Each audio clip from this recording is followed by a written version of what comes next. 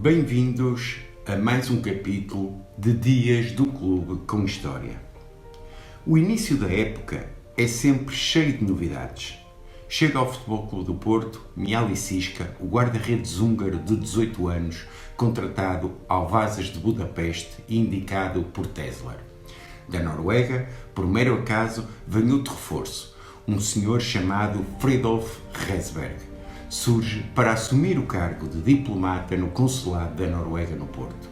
Um dia, apareceu na Constituição para dar uns toques e ficou.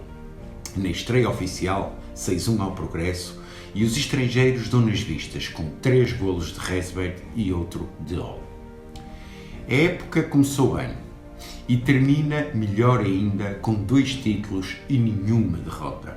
O Campeonato Regional do Porto é um passeio digno de registro com 22 golos em 6 partidas, enquanto o Campeonato de Portugal sem Resberg em campo, por se encontrar em ação diplomática fora do país, só se torna complicado na final realizada em Viana do Castelo frente ao Sporting. Resolve um penalti de Coelho da Costa para garantir o título de campeão e dedicá-lo a Velês Carneiro, jogador do Futebol Clube do Porto, assassinado com 4 tiros pelo escriturário Carmindo Duarte. A tragédia ocorreu na Travessa dos Congregados no Porto, a 15 de julho de 1925, depois de uma derrota portista dias antes com o Corunha. A presença na final por parte do Futebol Clube do Porto foi conseguida depois de eliminar o Vianense por 4-1 nos quartos de final e o Espinho pelo mesmo resultado nas meias finais. O Sporting beneficiou da falta de comparência do Santarém na primeira eliminatória e desembaraçou-se do Olhanense, então campeão em título, nas meias finais por 1-0. Nova polémica sobre o local da final. Os sportinguistas queriam Coimbra ou Santarém e os portistas sugeriram Viana do Castelo.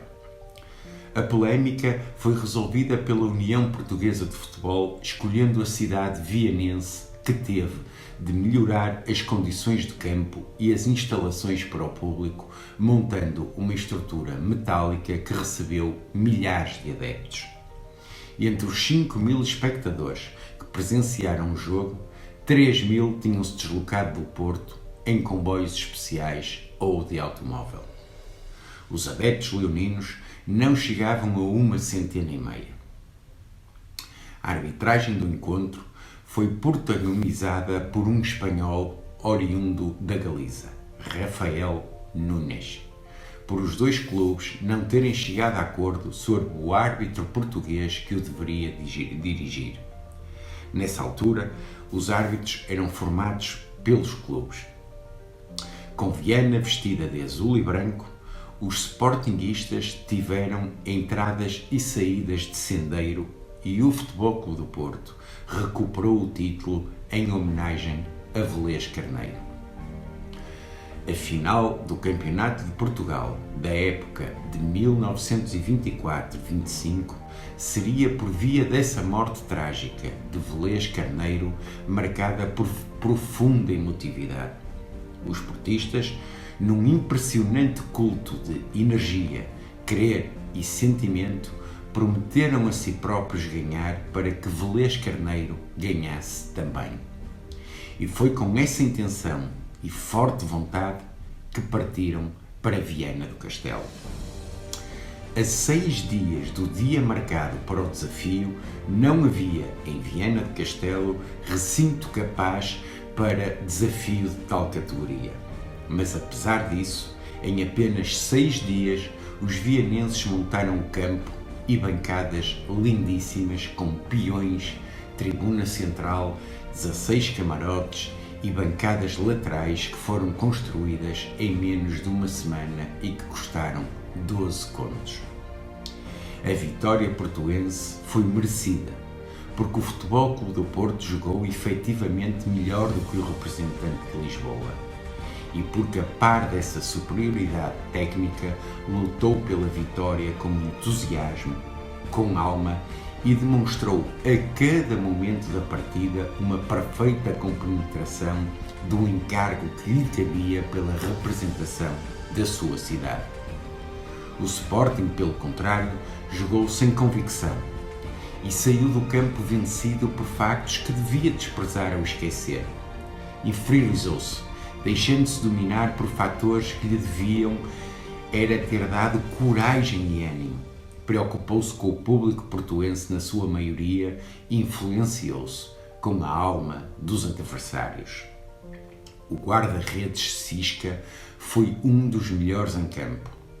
Norman Hall abriu o ativo na sequência de uma bonita jogada com Nunes. Depois, Jaime Gonçalves repôs o empate e Coelho da Costa deu a vitória na conversão de uma grande penalidade.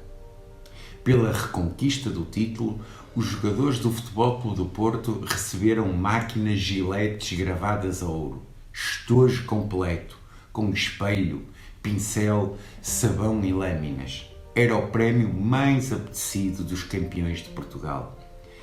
Era um dos melhores brindes que se costumavam distribuir aos jogadores da equipa vencedora do Campeonato de Portugal.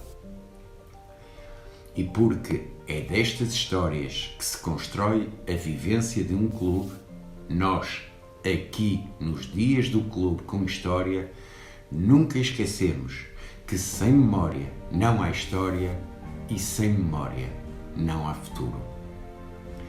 Aguardo por vocês no próximo capítulo de Dias do Clube com História.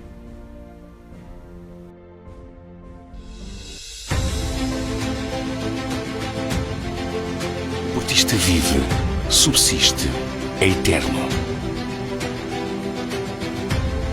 O portista sente, sofre, luta. O portista quer, pede e exige. O portista junta, acumula e ganha. Numa simbiose perfeita com a personalidade de cada um, o portista é educado, aprende, é formado e torna-se melhor. Como pessoa, como homem e como mulher. Se és um superportista, junta-te a nós.